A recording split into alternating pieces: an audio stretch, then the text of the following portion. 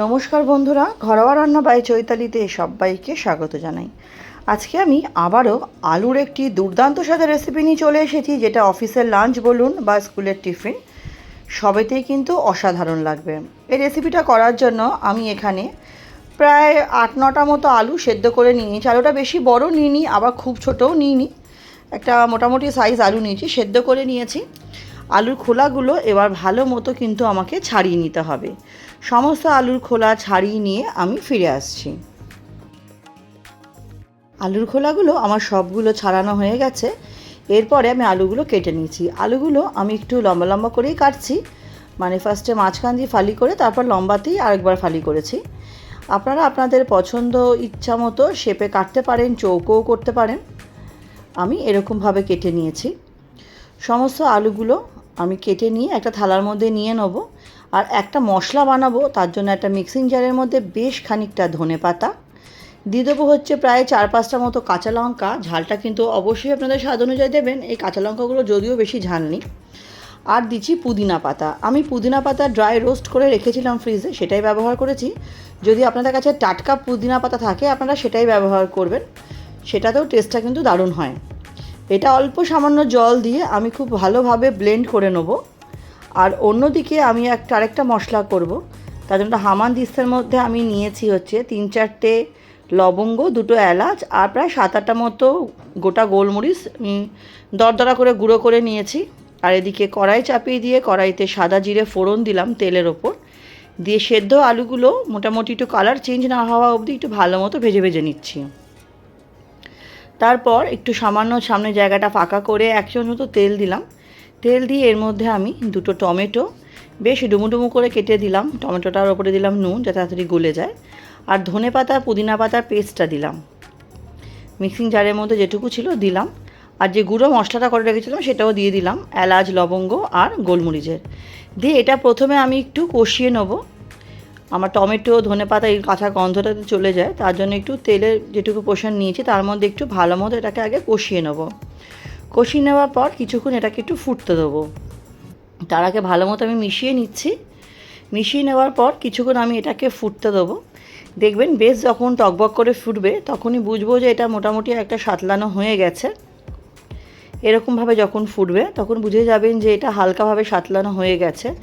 আলুর রেসিপিটা খেতে কিন্তু খুব ভালো হয়। এটা রাত্রিবেলা রুটি বা লুচির সাথে টিফিন বলুন বা অফিসের টিফিন বা স্কুলের টিফিন বক্স বা অফিসের লাঞ্চ বক্সে কিন্তু খুব ভালো লাগে এটা রুটির সাথে।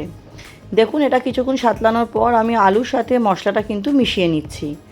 আলুর সাথে মশলাটা একটু সময় নিয়ে আমাকে মিশিয়ে নিতে হবে, যাতে প্রত্যেকটা আলু মশলাতে কোটেড হয়। সেই জন্য খুব ভালো মতো মিশিয়ে নেব। আমার রেসিপি আপনারা কে কোথা থেকে দেখছেন অবশ্যই জানাবেন। আপনাদের সুন্দর সুন্দর কমেন্টগুলো পড়তে যেমন ভীষণ ভালো লাগে, আপনাদের কমেন্টেই আমি রান্না করার উৎসাহ পাই। এবং আমার চ্যানেলে যারা আজকে নতুন ভিডিওটি প্রথম দেখছেন, রেসিপিটি ভালো লাগলে চ্যানেলটি সাবস্ক্রাইব করে পাশে থাকা অনুরোধ রইল।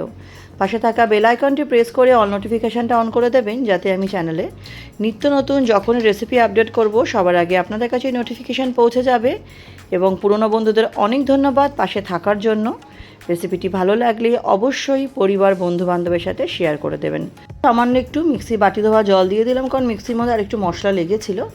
জলটা দিয়ে ভালো মতো নাড়িয়ে চাড়িয়ে আমি মিনিট 2 মতো কিন্তু আবার ঢেকে দিয়েছিলাম। মিনিট 2 পরে দেখুন খুব ভালোভাবেই কিন্তু আলুটা মশলাটা আমার খুব ভালো মতো মিশে গেছে এবং ভালো মতো কিন্তু মজেও গেছে আমার টমেটোটা।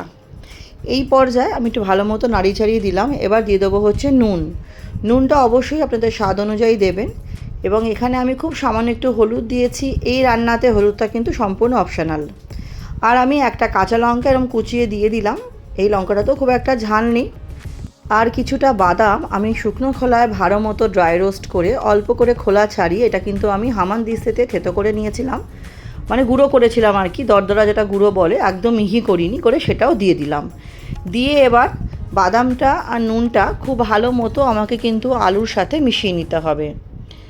খুব ভালো মতো এটা আমাকে মিশিয়ে নিতে হবে। এই রেসিপিটা বন্ধুরা অবশ্যই বাড়িতে একবার ট্রাই করবেন, কেমন লাগলো কমেন্ট সেকশানে জানাবেন। আশা করছি আপনাদের সকলেরই ভীষণই ভালো লাগবে, কারণ এটা করতে খুব তাড়াতাড়ি হয়ে যায়, বেশিক্ষণ সময় লাগে না। আলুটা সেদ্ধ করা থাকলেই হবে, এটা খুব তাড়াতাড়ি হয়ে যায়। দেখুন ভালো মতো বাদামটা মিশিয়ে দিয়েছি। বাদামটা মিশিয়ে দিয়ে এটা কিছুক্ষণ আমি হতে দেবো। আমি কিছুক্ষণ হতে দেওয়ার পর এটাকে আমি আরেকবার ভালো মতো মিশিয়ে নিচ্ছি। নিচে একটু লেগে লেগে যাবে, যেহেতু সেদ্ধ আলু তো করছি, তো অসুবিধার কিছু নেই। ওটা যখন আপনি ফ্লেমটা লো করে দেবেন তখন কিন্তু ওটা উঠেও যায়। দেখুন ভালো মতো আমার মেশানো হয়ে গেছে। এবার আমি এটা আবারও মিনিট 3-4 জন্য ঢেকে দেবো। মিনিট 3-4 পরে এর মধ্যে একটু টক মিষ্টি ভাব আনার জন্য আমি দিয়ে দেবো হচ্ছে 1 চামচ মতো আমচুর পাউডার। যদি আপনাদের ঘরে লেবু থাকে লেবুও দিতে পারেন। আমার ঘরে এই মুহূর্তে লেবুটা ছিল না, তাই আমি আমচুর পাউডারটা ব্যবহার করলাম। আমচুর পাউডার বা লেবু দুটোর মধ্যে যখন একটা ব্যবহার করলে হয়, এই রান্না একটু টক টক মিষ্টি মিষ্টি ভালো লাগে খেতে। ভালো মতো মিশিয়ে নিয়ে দিয়ে দেবো হচ্ছে বেশ খানিকটা ধনেপাতা।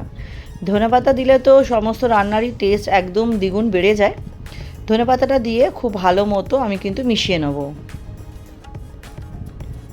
এই রান্নাটা এরকম গামাখামাখাই হবে, খুব একটা ঝোল ঝোল আর একদম শুকনো শুকনো হয় না, একটু গামাখা গামাখা হয়, যেটা আমরা রুটি বা লুচি বা পরোটার সাথে খেতে পারবো। এটা ভাত দিয়েও কিন্তু মন্দ লাগে না, ভাত দিয়েও বেশ ভালোই লাগে খেতে। এটা খুব ভালো মতো নাড়াচাড়া করে নিলেই আমার রেডি হয়ে যাবে। লাস্টে খুব সামান্য একটু চিনি দেবো সমস্ত স্বাদকে ব্যালেন্স করতে। আপনারা চাইলে চিনিটা স্কিপ করতেই পারেন। ভালো মতো নাড়াচাড়া করলেই এটা আমার রেডি হয়ে যাবে। এবার খুব সামান্য একটু চিনি দিয়ে কিছুক্ষণ নাড়াচাড়া করিলেই ঢেকে দেবো। ঢেকে দিয়ে কিছুক্ষণ স্ট্যান্ডিং টাইমে রেখে গরম গরম পরিবেশন করব।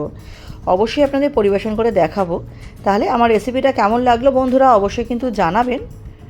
দেখুন এটা কিন্তু আমার রেডি হয়ে গেছে। এবার ভালো মতো নাড়াচাড়া করে দিলাম। নাড়াচাড়া করে দেওয়ার পর আমি গ্যাসের ফ্লেমটা অফ করে ঢাকা দিয়ে স্ট্যান্ডিং টাইমে রেখে দেবো।